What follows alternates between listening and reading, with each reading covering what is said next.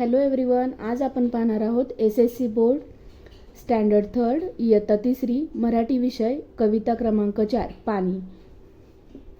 ऐका, म्हणा, वाचा. जरासे लागता ऊन, पाणी जातं रुसून, जातं उंच उंच वाफेच्या विमानी बसून. तिथे लागतो हवागार, जातो राग निघून पार, पुन्हा येतं भेटायला बनून पावसाची धार. पाणी नितळ असतं जसं पटकन रुजतं, छोट्या मुलासारखं तसं पटकन हसतं. या कवितेमध्ये आपल्याला वॉटर सायकल कशी चालते हे सांगितले आहे. जसं की जरासे लागता ऊन, पाणी जातं रुसून, जातं उंच उंच वाफेच्या विमानी बसून. समुद्रातल्या पाण्याची ज्यावेळेस वाफ होते ते वाफेचं पाण्याची वाफ ही आकाशामध्ये ढगात रूपांतर होते. आणि तिथे लागता हवागार, जातो राग निघून पार. तिथेच ज्यावेळी पावसाळा ऋतू हा चालू होतो, रेनी सीझन चालू होतो, त्यावेळी त्या ढगांना गार हवा लागते आणि त्याचंच रूपांतर परत पाण्यामध्ये होऊन ते जमिनीवर येतं, असा अर्थ सांगितलेला आहे इथे. म्हणजे आपल्याला इथे पूर्ण वॉटर सायकल समजून सांगितलं आहे.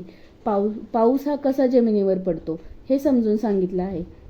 पाणी नितळ असतं जसं पटकन रुजतं, छोट्या मुलासारखं तसं पटकन हसतं. आणि ही जी वॉटर सायकल आहे ही कंटिन्यू चालू राहते. इथे आता आपण कवितेतील नवीन शब्द पाहणार आहोत. शब्द पहिला जरासे. जरासे म्हणजे थोडेसे. दुसरा शब्द आहे धार. धार म्हणजे वरून पडणारा प्रवाह, म्हणजे एकसारखा जो पाऊस पडतो तसंच त्याला धार म्हणलं आहे. तिसरा शब्द आहे रुसून. रुसून म्हणजे रागवून किंवा नाराज होऊन, जसं लहान मुलं रुसून बसतात त्याला रुसून असा शब्द वापरलेला आहे. आता आपण पाठातील प्रश्न उत्तरे पाहूयात. प्रश्न पहिला, एका वाक्यात उत्तरे लिहा. अप्रश्न आहे, एका वाक्यात उत्तरे लिहा. अप्रश्न आहे, थोडेसे जरी ऊन लागले तरी रुसणारे कोण? थोडेसे जरी ऊन लागले तरी रुसणारं कोण आहे? कवितेमध्ये काय सांगितलं आहे? तर उत्तर आहे पाणी. प्रश्न आ, कवितेतील विमान कशाचे आहे? उत्तर आहे वाफेचे. प्रश्न ई, पाणी कसे असते? उत्तर आहे नितळ. प्रश्न ई, हवा कशी आहे? उत्तर आहे गार. प्रश्न क्रमांक 2, कवितेतील यमक जुळणारे शब्द शोधा व लिहा.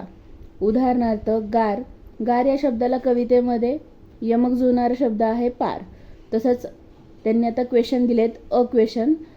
रुसून. रुसून या शब्दाला कवितेमध्ये शब्द आहे, यमक जुळणारा शब्द आहे बसून. आ, हसत रुसत. ई, धार पार.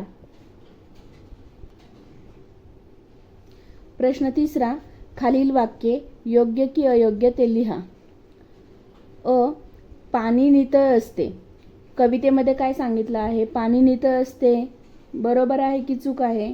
योग्य आहे की अयोग्य आहे? तर उत्तर आहे योग्य. आ, पाण्याची वाफ होत नाही. अयोग्य. पाण्याची वाफ होते. आपल्याला कवितेमध्ये सांगितलेलं आहे पाण्याची वाफ होते आणि काय होतं, ते आकाशामध्ये त्याचे ढग बनतात. पाण्याची वाफ होत नाही, याचा आन्सर आहे अयोग्य. ई, वाफेला हवा लागली की पाऊस पडतो. योग्य. वाफेला ज्यावेळेस आकाशामध्ये ढगांना ज्यावेळेस हवा लागते ते ढग जे असतात ते वाफेचेच असतात, तर त्यांना ज्यावेळी हवा लागते त्यावेळेस पाऊस पडतो. वाफेला हवा लागली की पाऊस पडतो. आन्सर आहे योग्य. ई, कवीच्या मते पाणी कधी रुसत नाही. आन्सर आहे अयोग्य. कवितेमध्ये आपल्याला पाणी रुसतं असं सांगितलं आहे, म्हणजे हे सेंटेन्स जे आहे ते अयोग्य आहे.